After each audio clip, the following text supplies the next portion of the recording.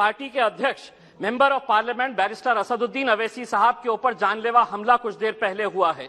उनके ऊपर मीरठ से जब वो प्रचार करके वापस आ रहे थे तो दो बंदूकधारियों ने उनकी गाड़ी के ऊपर हमला किया, गोलियां चलाई, लेकिन उनकी जान बच गई। वो आए हैं वापस। मैं सरकार से यह अनुरोध करूंगा कि हमारे वैचारिक मतभेद हो सकते हैं, हमारे राजनीतिक मतभेद हो सकते हैं, लेकिन इस तरह की हरकतें होना, 2 महीने पहले उनके घर के ऊपर हमला हुआ जो पुलिस स्टेशन के सामने है, और आज उनकी जान लेने की कोशिश की गई है। मैं चाहूंगा कि इस सदन के अंदर जितने भी हम राजनीतिक पार्टी के लोग हैं, ये मेरा या तेरा या तुम्हारा हमारा मामला नहीं है, हम सबसे जुड़ा हुआ मामला है। इसीलिए जो भी दोषी है उनके ऊपर सख्त से सख्त कार्रवाई होनी चाहिए, ये मैं सूचना देना चाह रहा था। अध्यक्ष महोदय, भाषण का टाइम अब शुरू करें तो मेहरबानी होगी। अध्यक्ष महोदय, महामहिम राष्ट्रपति जी का भाषण सुनने के बाद ऐसा लग रहा था कि इस देश के अंदर सब कुछ बहुत कुशल मंगल है, सब कुछ बहुत अच्छा चल रहा है। सपनों का देश कैसा होगा, ये राष्ट्रपति जी के भाषण को सुनकर ऐसा लग रहा था, लेकिन हकीकत क्या है, मैं अध्यक्ष जी मैं आपको बताना चाहता हूं और शुरुआत करता हूं उन गरीबों से जिनके आंखों के अंदर आपने 6 साल पहले एक सपना दिखाया था। 2015 के अंदर हमने देश भर के अंदर वो होर्डिंग्स देखे थे जिसके ऊपर मोदी जी की तस्वीर थी और ये लिखा हुआ था कि 2022 तक हर बेघर को हम घर देंगे प्रधानमंत्री आवास योजना के तहत। मैं देश के आंकड़ों के बारे में नहीं कहता हूं, लेकिन मेरे अपने जिले के मैं आंकड़े बताता हूं जो आपको चौंका देंगे। 80,000 लोगों ने आवेदन किया, गरीब लोग जिनको ये उम्मीद थी कि हमको एक घर मिलेगा क्योंकि मोदी जी कह रहे हैं। 52,000 लोग एलिजिबल हुए, 52,000 लोग क्वालिफाई हुए हैं। और मैं आपको बताऊं कि जनवरी 2022, 8 दिन पहले तक का आंकड़ा, 22,000 लोग एलिजिबल हुए और उसमें से दिए कितने गए घर? 355 लोगों को घर दिए गए हैं। मैं औरंगाबाद जिले की बात कर रहा हूं। क्या वजह है कि आप इतने बड़े बड़े आंकड़े दिखा रहे हैं? आप ये कह रहे हैं करोड़ों के अंदर। मैं पूरे दस्तावेज के साथ आपको बताया हूं कि 7 सालों से आपने उन गरीबों को सपना दिखाया कि मुझे घर मिलने वाला है। 52,000 लोग इस इंतजार में है कि मोदी जी अब घर देंगे और 355 लोगों को घर दिया गया है। अध्यक्ष महोदय, हम बहुत सारे सांसदों ने किसानों के बारे में बात कही है। बहुत सारे भारतीय जनता पार्टी के जो महाराष्ट्र से आने वाले सांसद हैं, उन्होंने किसानों के बारे में बात की और बताया कि सरकार किसानों के ताल्लुक से क्या अच्छे कदम उठा रही है। मैं उस सरकार से पूछना चाहता हूं कि मेरे अकेले महाराष्ट्र राज्य के अंदर जनवरी 2021 से लेकर नवंबर 2021 तक 11 महीनों के अंदर 2498 किसानों ने आत्महत्या की है। क्या वजह है इन किसानों की? अगर आप इतना उनके बारे में कह रहे हैं कि हम किसानों के लिए ये किए हैं, तो ये 2,500 किसान क्यों आत्महत्या कर रहा है?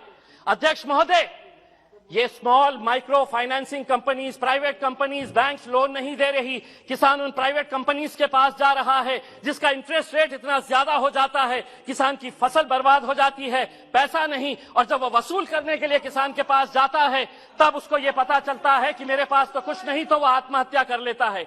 आज देश भर के अंदर डुप्लीकेट फर्टिलाइजर्स, पेस्टिसाइड्स का एक धड़ल्ले से कारोबार चल रहा है, उसके ऊपर रोक लगाने की जरूरत है।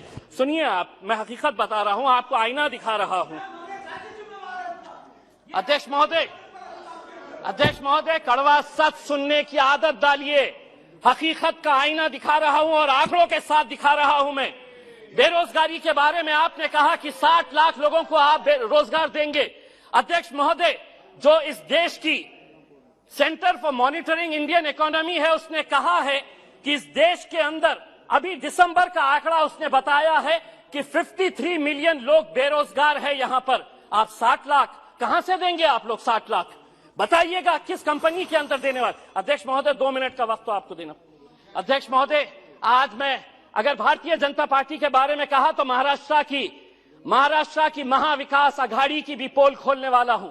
हमारी संस्कृति को किस तरह से बर्बाद किया जा रहा है। छोटी छोटी किरानों की दुकान के ऊपर अब वाइन बेचा जाने वाला है। शिवसेना के एक नेता कहते हैं कि नहीं, वाइन के अंदर नशा नहीं है, तो राष्ट्रवादी कांग्रेस के एनसीपी के एक वरिष्ठ नेता कहते हैं कि बाहर के देशों के अंदर लोग पानी नहीं पीते, वाइन पीते हैं। बाहर के देशों के अंदर और हमारे राज्य के अंदर फर्क यह है कि हमारे राज्य में छत्रपति शिवाजी महाराज ने जन्म लिया था। हमारा राज्य जो है वो फुले शाहू अंबेडकर की पैदावार है। वहां पे आप बच्चों के हाथ में वाइन की बोतल दे रहे, कल वही वाइन की बोतल हटेगी तो बियर की बोतल पकड़ेगा, बियर के बाद वो विस्की पकड़ेगा। चंद पैसे कमाने के लिए अगर महाराष्ट्र सरकार ये कर रही है तो राष्ट्रपति और केंद्र सरकार ने उन्हें बताना चाहिए कि आप ये संस्कृति को इस तरह से।